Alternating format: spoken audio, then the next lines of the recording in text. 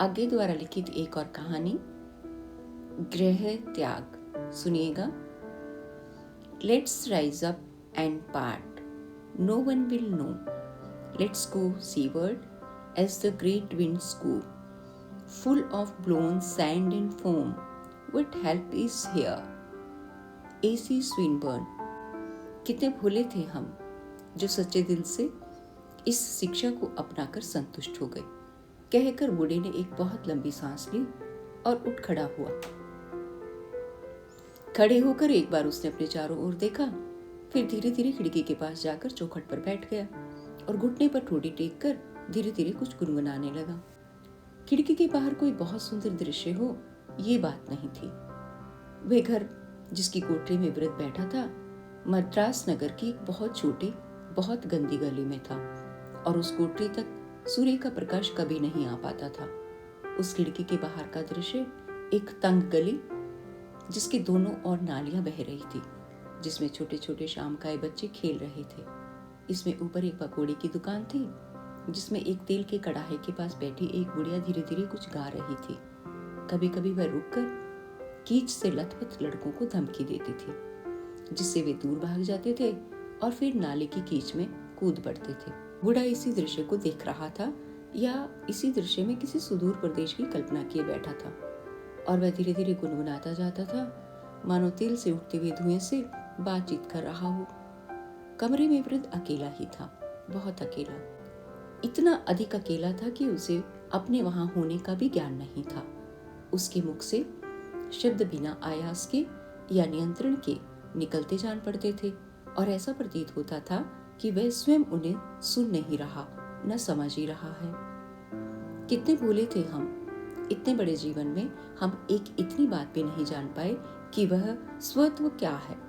हमारे लिए वह सिद्धांतिक चीज थी, हम उसकी परिभाषा कर सकते थे, किंतु हमने उसका उपभोग कभी नहीं किया, न हमें उसकी कुछ अनुभूति ही है।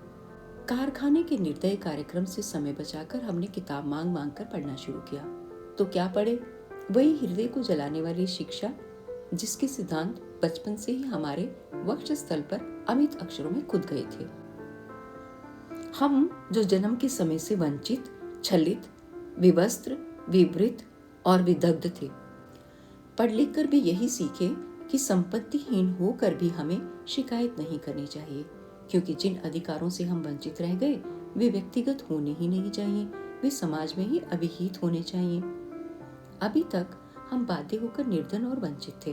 अब हमें शिक्षा मिली कि इस दिशा में रहना मनुष्य मात्र का कर्तव्य है। बूढ़ा कुछ देर तक रुक गया, फिर एकाएक बोला, कितने भोले थे हम। इसी समय खिड़की के नीचे कुछ कोलाहल हुआ।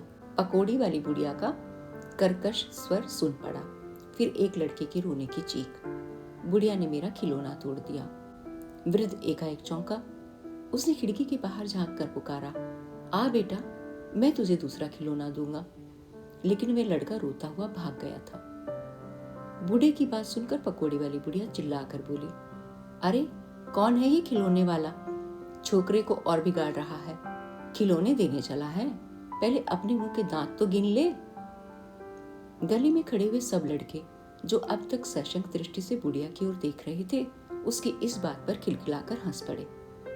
वृद्ध ने उठकर खिड़की बंद कर दी और अंधकार में एक बड़ी लंबी सांस ली। फिर उसने दिया सलाई से एक बहुत छोटा सा दीपक जलाया और एक और आले में रखकर उसके सामने खड़ा हो गया। उसकी ओर देखता हुआ बोला, क्यों रे, कल भी तुझे जलाने वाला कोई होगा या नहीं?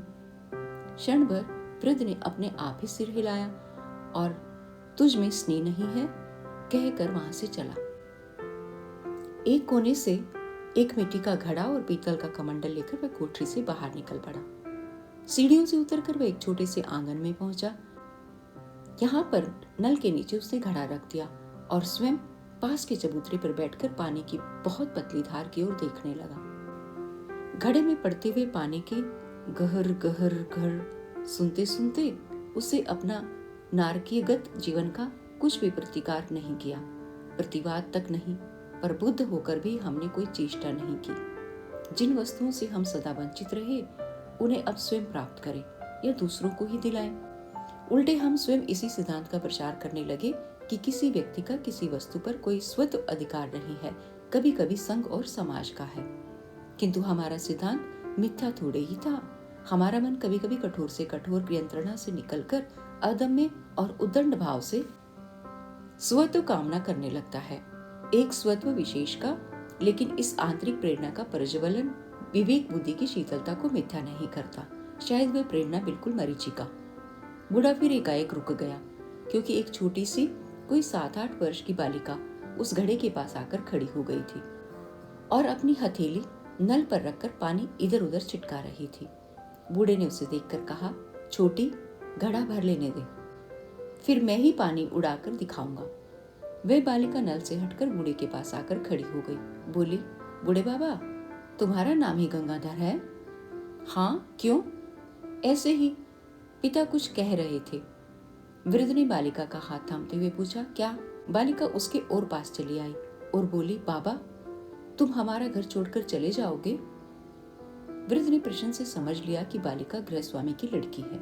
उसने उसका नाम बहुत बार पुकारा जाता सुना था, किंतु उसे देखा कभी नहीं था। उसने कुछ देर चुप रहकर कहा, हाँ, मुझे जाना ही पड़ेगा, कल चला जाऊंगा। क्यों गंगाधर, तुम्हें हमारा घर अच्छा नहीं लगा? वृद्ध ने एकाएक जवाब नहीं दिया, फिर टालते हुए बोला, देखो, तुम्हारी शक्ल से तुम्हारा नाम बता सकता हूँ। तुम्हारा नाम कनकवल्ली है। क्यों, ठीक है ना? बालिका हंसकर बोली, पिता से सुन लिया होगा। फिर एकाएक गंभीर होकर कहने लगी, तुमने बताया नहीं तुम्हें हमारा घर अच्छा नहीं लगता? वृद्ध ने उदास होकर कहा, बहुत अच्छा लगता है। नहीं, तुम मुंह बनाकर कह रहे हो तुम्हें अच्छा नहीं लगता, बालिका ने कहा। वृद्ध ने बालिका का मन रखने के लिए कहा, नहीं नहीं, मैंने मुंह इसलिए बनाया है कि मुझे ये घर छोड़कर जाना पड़ेगा। मैं जाना नहीं चाहता। तो फिर क्यों जाते हो? यहीं रहो ना। वृद्ध ने फिर थोड़ी देर चुप रहकर कहा, कनक, मेरे पास किराया देने को पैसे नहीं हैं, इसलिए जाना पड़ेगा। बालिका थोड़ी देर गंभीर मुद्रा से उसकी ओर देखती रही, फिर बोली, तुम यहीं बैठे रहना, मैं अभी आती हूँ। अच्छा, कहीं जाना मत, कहकर बालिका भाग गई। थोड़ी देर बाद वृद्ध ने देखा वह लौटी आ रही है। उसकी दोनों बाहों पर, पीठ पर, हाथों में, सिर पर कई तरह के बांस और लकड़ी के खिलौने लगे हुए हैं। वृद्ध उसको देखकर मुस्कुराने लगा। वह पास आकर बोली, ये देखो मेरे खिलौने। वृद्ध ने बहुत ही स्वर में पूछा, ये क्यों ले आई? बालिका ने कुछ अप्रतिभ होकर पूछा, क्यों, तुम्हें अच्छे नहीं लगे? वृद्ध बालिका को अपनी ओर खींचते हुए बोला, कनक, ये खिलौने मेरे ही बनाए हुए हैं। कनक ने बड़े विस्मय और अविश्वास के स्वर में कहा, सच? फिर आप बोली, जानते हो मैं ये सब क्यों लाई हूं? वृद्ध कुछ नहीं बोला, चुपचाप उसकी ओर देखता रहा। इन्हें बेच डालो, फिर उन पैसों से घर का किराया दे देना, कहकर कनक ने सब खिलौने गंगाधर के पैरों में डाल दिए। गंगाधर की आंखों में आंसू भर आए। उसने भर्राई हुई आवाज में कहा, कनक, ये खिलौने उठाकर ले जाओ। कनक रुआसी हो गई और गंगाधर के मुख की ओर देखती रही।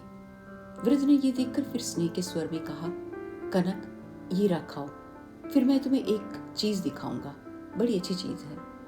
कनक ने धीरे धीरे खिलौने उठाए और चली गई। वृद्ध गंगाधर उठा और घड़े को हटाकर कमंडल भरने लगा। जब वह भर गया तब वह दोनों को चबूतरे पर रखकर कनक की प्रतीक्षा करने लगा। कनक आई तो आते ही बोली, क्या दिखाओगे? गंगाधर बोला, मेरे साथ आओ, और घड़ा तथा कमंडल उठाकर अपने कमरे की ओर चला। कनक बोली, कमंडल मुझे दे दो, मैं ले चलती हूँ। और वृद्ध से कमंडल लेकर उसके पीछे पीछे सीढ़ियां चढ़ने लगी। कभी उसके हाथ से पानी छलक जाता तो हंस पड़ती। गंगाधर ने कमरे में पहुंचकर घड़ा यथास्थान रख दिया। कनक ने कमंडल भी उसके पास रख दिया। गंगाधर बोला, आओ देखो, कहकर दिया उठाकर कमरे के एक कोने में गया। सामने चादर से ढका हुआ एक बड़ा सा ढेर था। उसने चादर उठा ली और फिर बोला, ये देखो कनक। कनक ने देखा उस ढेर में बांस और लकड़ी के 50 खिलौने रखे हुए थे। हाथी, घोड़े, बंदर, हाथ पैर हिलाने वाले आदमी, गाड़ियां, पक्षी। वह थोड़ी देर के लिए स्तंभित हो गई, फिर बोली, इतने खिलौने? गंगाधर हंस पड़ा। बालिका ने पूछा, तो फिर इन्हें क्यों नहीं बेच देते? वृद्ध बोला, आजकल लोग विदेशी खिलौने ही मोल लेते हैं, इनकी बिक्री ही नहीं होती। इसलिए मैंने बनाना बंद कर दिया है और अब घर छोड़ रहा हूँ। ये सब तुमने बनाए हैं? सब? तुमने सीखा कहाँ? मुझे भी सिखा दो। कैसे अच्छे खिलौने हैं। गंगाधर उदास भाव से बोला, हाँ, बुरे नहीं हैं। बालिका का मन किसी दिशा में चला गया था। उसने पूछा, गंगाधर, तुम बहुत दिन से हमारे घर में रहते थे। हाँ, मुझे 25 साल हो गए हैं। अरे, तब तो मैं थी ही नहीं। तब तुम्हें घर अच्छा लगता था? गंगाधर उसके इस भूले अहंकार में हंस पड़ा। तुम तब से ही खिलौने बनाते थे? नहीं, पहले मैं लड़कों को पढ़ाया करता था। फिर? लड़कों को पढ़ाने से तो ये काम अच्छा है ना, मैं तो यही करूं। गंगाधर ने एक लंबी सांस ली और चुप हो गया। गंगाधर, तुम तो रोने लगे। नहीं, मैं एक बात याद कर रहा था। सुनो, तुम्हें अपनी कहानी सुनाऊं? बहुत अजीब है, लेकिन तुम्हें सारी समझ नहीं आएगी। क्यों नहीं? माँ जब कहानी कहती है तो मैं समझ लेती हूँ। बिना किसी प्रेरणा के दोनों फिर खिड़की के चौखट पर बैठ गए और गंगाधर खिड़की खोलते हुए बोला, तो सुनो। गंगाधर धीरे धीरे बिना बालिका की ओर देखे अपनी कहानी कहने लगा। 25 वर्षों में उसे तमिल भाषा का बहुत ज्ञान हो गया था और लड़की से उसने बातचीत तमिल में ही की थी। अब वह अपनी कहानी भी तमिल में ही कह रहा था, किंतु बीच में कभी कभी जब आवेश में आ जाता तब तमिल छोड़कर एक एक हिंदी बोलने लगता था। और कितनी परिष्कृत परिमार्जित हिंदी। फिर एकाएक चौंक कर पूछता, कनक, तुम क्या समझी? उसके एकाग्र भाव को देखकर हंस पड़ता था। इसके बाद कथाक्रम पुनः चल पड़ता। मैं जब बहुत बच्चा था तब कानपुर में रहता था। वहां एक कारखाने में मेरे पिता मजदूरी करते थे और मैं जब 8 साल का हुआ तब मुझे भी उसी कारखाने में लगा दिया गया। मैं सुबह से शाम तक 10-10 घंटे लगातार सूत के गोले बनाया करता था। घुमाते घुमाते हाथ थक जाते थे, पेशियां जड़ हो जाती थी, पर फिर भी हाथ मशीन की तरह चलते जाते थे। शाम को जब छुट्टी मिलती तो मैं इतना थका हुआ होता था कि उठकर घर भी नहीं जा सकता था। पिता आते और उठाकर ले जाते थे। वे खुद इतने थके होते थे कि मैं अपने को उनकी गोद में देखकर लज्जित हो जाता था, पर करता क्या। गंगाधर ने कनक की ओर देखा। वह सहज सहानुभूति में बोली, तो क्या दिन भर में खेलना नहीं मिलता था? खिलौने? गंगाधर एक विषादपूर्ण मुस्कुराहट के साथ कहने लगा, वह भी कहता हूँ, सुनती जाओ। हमें प्रातःकाल 6 बजे ही काम पर चले जाना पड़ता था, इसलिए सवेरे तो कुछ खेलना मिलता ही नहीं था। शाम को 6 बजे के करीब मैं घर पहुंचता तो थोड़ी देर तो फटी हुई चटाई पर लेटा रहता। भूख लगती थी तो इतना भी नहीं होता था कि रोकर रोटी मांग लूं। चुपचाप पड़ा हुआ गली हुई छत की ओर देखा करता था कि बरसात में पानी से बचने के लिए कहाँ सोऊंगा। लेकिन जब 7 बजने को होते थे तब नीचे गली में बहुत से लड़कों का किरड़ा रव सुनकर मुझसे नहीं रहा जाता था। अपने थके मांदे शरीर को किसी प्रकार मैं गली में ले जाता और उन लड़कों के खेलों में अपने को भुला देने का प्रयत्न करता था। हमारे पास कोई खिलौने नहीं थे, कोई भी चीज ऐसी नहीं थी जिसे हम अपना कह सकते। जब हमारा भाग्य बहुत ही अच्छा होता था, आधे दिन की छुट्टी मिल जाती थी, तब हम सड़कों के किनारे की घास में लौटकर नदी के किनारे की रेत में घर बनाकर और आपस में ही लड़कर ही अपना मनोरंजन कर लेते थे। और जब ऐसा सुयोग नहीं मिलता था तब सड़कों की धूल में लौटकर कूड़े के ढेरों में सिगरेट की डिबियां निकालकर किताबों की दुकानों के बाहर से फटे पुराने अखबारों के चित्रों का संकलन करके ही हम अपनी आत्मा की भूख मिटाया करते थे। वृद्ध ने एक बार कनक की ओर ध्यान से देखा और फिर कहने लगा, और जो चीज सबको मिल जाती है, अपने आदमियों का प्रेम, मुझे वह भी नहीं मिला। पिता को काम से ही छुट्टी नहीं मिलती थी और माता मुझे बोध होने के पहले ही मर गई थी। कनक, तुम्हारी माता है ना? कनक ने कहा, माँ मुझे बहुत प्यार करती है। गंगाधर ने ये सुना या नहीं, इसमें संदेह है। उसका ध्यान बहुत दूर कहीं चला गया था। वह तमिल को छोड़कर हिंदी में ही गुनगुनाने लग गया था। शायद अपनी बाल्यकालीन स्थिति के कारण, अपनी शिक्षा के दोष या गुण के कारण। मेरी दशा बाद में ऐसी हो गई, संघ तत्व का प्रचार करते करते कभी मानो पैरों के तले से धरती खिसक जाती है। अपने सब तर्क भूल जाते हैं, अपना आत्मविश्वास जनित संतोष नष्ट हो जाता है।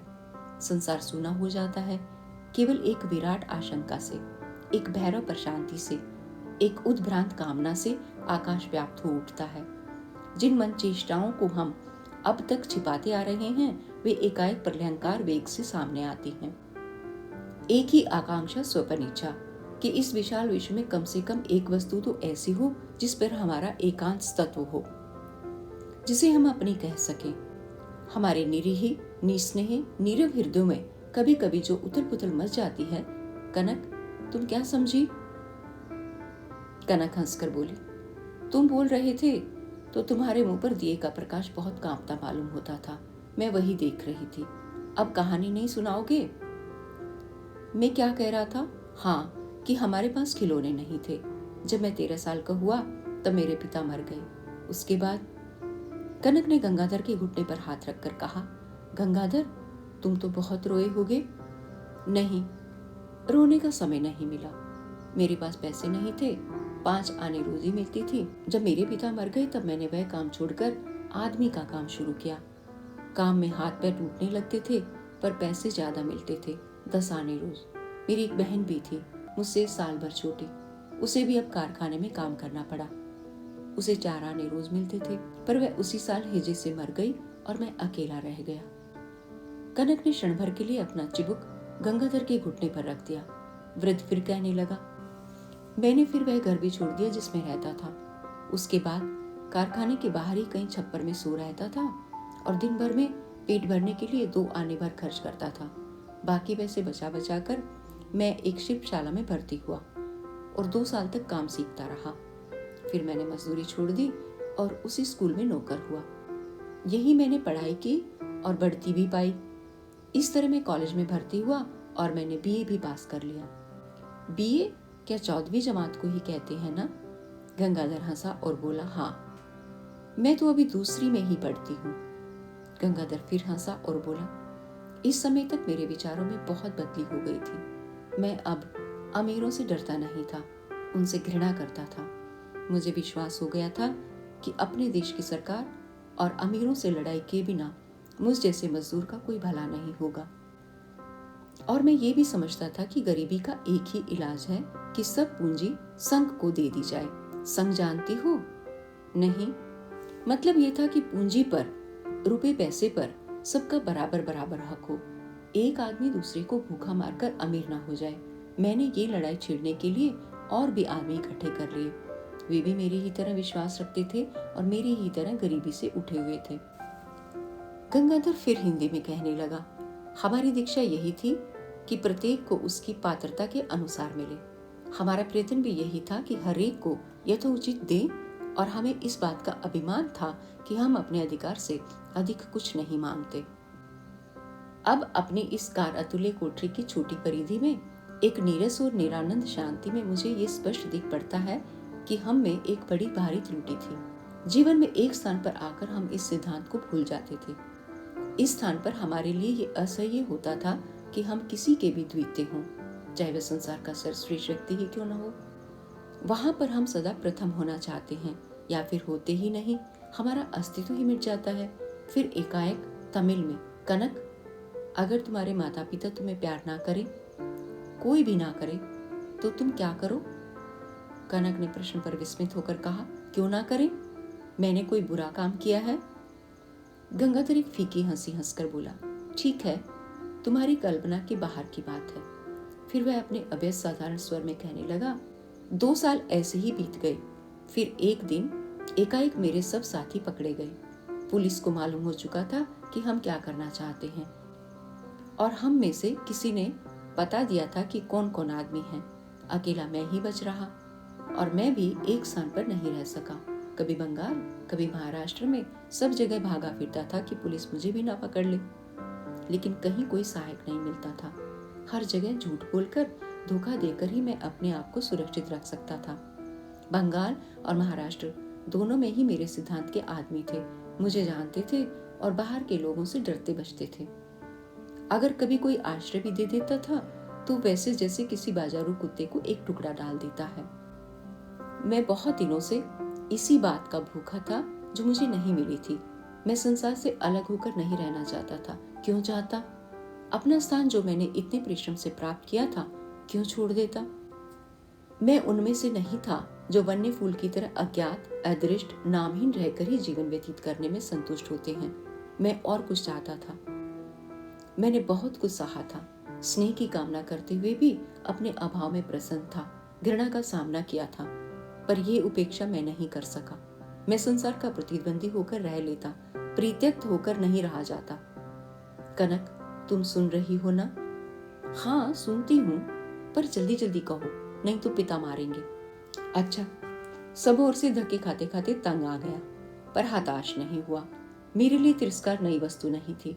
मेरी स्वाभाविक स्थिति ही यही थी कि मैं समाज की उपेक्षा का, घृणा का, तिरस्कार का पात्र रहूं। अगर कोई मुझसे स्नेह करता तो वही अपवाद होता, अस्वाभाविक और अस्थायी और भ्रांति में।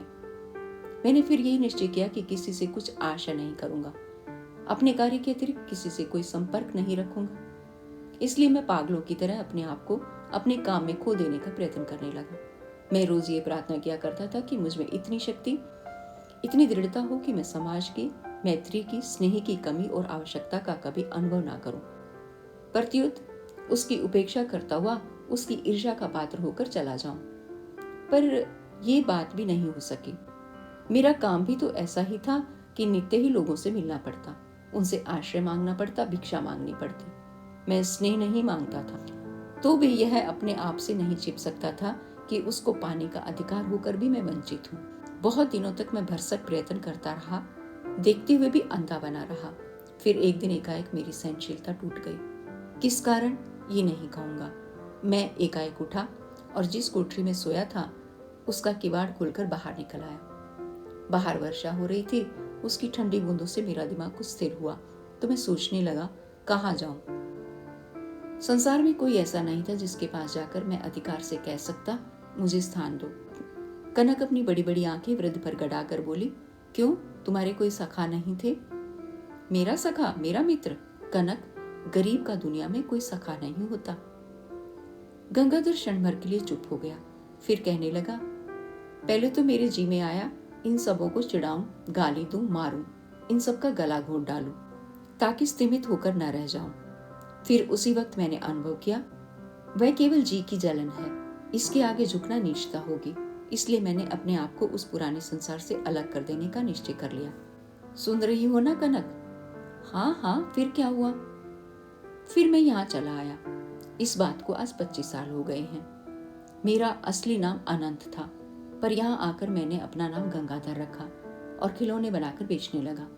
पहले मेरे खिलौने बहुत चलते थे, पर अब धीरे धीरे उनकी कद्र घटती गई है। अब तो जिधर देखो विलायती मोटर गाड़ियों, हवाई जहाजों और गुड़ियों की धूम है। इसलिए मेरा ये हाल हो गया है, पर मेरे पास तो ऐसे ही खिलौने हैं। गंगाधर ने एक लंबी सांस लेकर कहा, हर एक लड़की कनकवल्ली तो नहीं होती।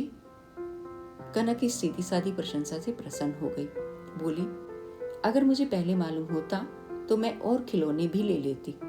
वृद्ध हंस पड़ा, फिर कहने लगा, अब कहानी समाप्त करता हूँ, तुम घर चली जाना। अब मेरी ये दशा हो गई है कि मैं इस घर का किराया भी नहीं दे सकता, इसलिए अब छोड़कर जा रहा हूँ। कहाँ जाओगे? पता नहीं। क्या करोगे? पता नहीं। फिर वापस आओगे? पता नहीं। बालिका हंसने लगी, बोली, कुछ पता भी है? गंगाधर फिर हिंदी में बातें करने लगा, चला तो जाऊंगा, पर वह भूख कहाँ मिटेगी। अब मैं बूढ़ा हो गया, अब बदलना मेरे लिए संभव नहीं है, और फिर मेरी भूख तो नई नहीं है। लाखों वर्ष की संस्कृति और मनुष्य आलन से उत्पन्न एक प्रवृत्ति है। पृथ्वी पर मनुष्य का आविर्भाव हुए करोड़ों वर्ष हो गए, और इन करोड़ों वर्षों से बिना किसी बाधा के हमारे हृदय में व्यक्तिगत स्वत्व का भाव जागृत रखा गया है। और उससे भी पूर्व, जब हमारे पुरखों ने अभी मनुष्यत्व नहीं प्राप्त किया था, तब भी यह स्वत्व भाव पशुओं में था। इन असंख्य वर्षों से जो भाव हमारे मन में घर किए हैं, जिसकी रूढ़ी असंख्य वर्षों से हमारे मन को बांधे हुए हैं, उसे विवेक के एक क्षण में, एक दिन में, एक वर्ष में, एक समूचे जीवन में भी समूल उखाड़ फेंकना हमारे लिए संभव नहीं है। विवेक द्वारा स्वत्व भाव को दबाकर भी हम इस अस्फुट आकांक्षा के विद्रोह को दबा नहीं सकते। बालिका इतनी देर से चुप बैठी थी, अब बोली, गंगाधर। क्या है कनक? मेरी बात नहीं समझी? मैं बीच बीच में अपनी भाषा बोलने लग जाता हूँ। एक बात कहूँ, मानोगे? कहो। हमारा घर छोड़कर मत जाओ। क्यों? और फिर रहूं कैसे? मैं पिताजी से कहूंगी वे किराया कम कर लें या ना ही लें। तुम खिलौने बनाया करना और बेचा करना, मैं भी मदद करूंगी। बोलो, रहोगे ना? गंगाधर उसके इस आग्रह का सहसा कोई उत्तर न दे सका। उसने मुंह खिड़की से बाहर कर लिया ताकि कनक उसकी आंखों के आंसू न देख सके। बहुत देर तक दोनों ऐसे ही चुप बैठे रहे। फिर गंगाधर बोला, कनक, तुमने आज से पहले मुझे क्यों नहीं कहा? तब शायद आज से पहले मुझे कभी इधर आना ही नहीं मिला। आज जब पिताजी ने कहा कि तुम चले जाओगे, तब मैं तुम्हें देखने चली आई थी। तुम मुझे क्यों रहने को कहती हो? मुझे तुम्हारे खिलौने और तुम्हारी कहानियां और तुम अच्छे लगते हो। वृद्ध एक लंबी सांस लेकर चुप रहा। थोड़ी देर बाद कनक ने फिर कहा, गंगाधर, रहोगे ना? कहकर वह अपने कपोल धीरे धीरे वृद्ध के घुटने पर मलने लगी। गंगाधर का हृदय द्रवित हो गया। वह बोला, कनक, पता नहीं अब रह सकूंगा कि नहीं, पर तुम इतना कहते हो तो यत्न करूंगा। नहीं, ऐसे नहीं। वादा करो नहीं जाओगे। वृद्ध चुप रहा। कनक फिर बोली, मेरी बात नहीं मानोगे? कह दो नहीं जाओगे। अच्छा, जैसे तुम कहो। नहीं, कहो वादा करता हूं नहीं जाऊंगा। अच्छा, वादा करता हूं नहीं जाऊंगा। लो, अब तुम दौड़कर घर चली जाओ, बहुत देर हो गई है। अच्छा, कल फिर आऊंगी, तुम जाना मत।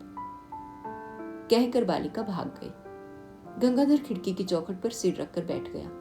उसका दुबला शरीर अंतर्दाह से हिलने लगा। इसी समय उसने दूर पर एक स्त्री का क्रुद्ध स्वर सुना, क्यों रे चुड़ैल, कहाँ गई थी? और उसके बाद ही कनक के रोने की आवाज। वे एकाएक उठकर दीपक के पास आकर खड़ा हो गया। बोला, मैं किस विडंबना में अपने आप को भुला रहा हूँ। 50 वर्ष तक जो नहीं मिल सका, उसके मुंह में आज भी पागल हो रहा हूँ। और आज भी वह कहाँ मिला है? एक बच्चे का अस्थायी चापल्य। अगर कल वह चली गई या विमुख हो गई या भूल ही गई तो गंगाधर, तुम पागल हो गए हो। तुम्हारे हृदय में, तुम्हारी नस नस में जो जीवन की तीक्ष्णता नाच रही है, उसको तुम एक सामान्य और क्षणभंगुर आनंद में कैसे भुला दोगे? तुम्हें चाहिए कि एक अशांतिमय उपद्रव या कुछ नहीं। हटाओ इस मोहजाल को। गंगाधर ने एक बहुत लंबी सांस लेकर चारों ओर देखा। फिर एक कागज के टुकड़े पर पेंसिल से तमिल अक्षरों में लिखा, मेरे सब खिलौने कनकवल्ली के लिए हैं। फिर किवाड़ से बाहर एक बार सीढ़ियों की ओर झांक कर देखा, फिर वापस आकर दिए के सामने खड़ा हो गया। गंगाधर एक क्षीण दिए की ओर देख रहा, फिर फूंक से उसे भी बुझाकर टूटे हुए स्वर में बोला, अब आगे अंधेरा है अनंत। ये कहानी दिल्ली जेल जुलाई 1932 की है।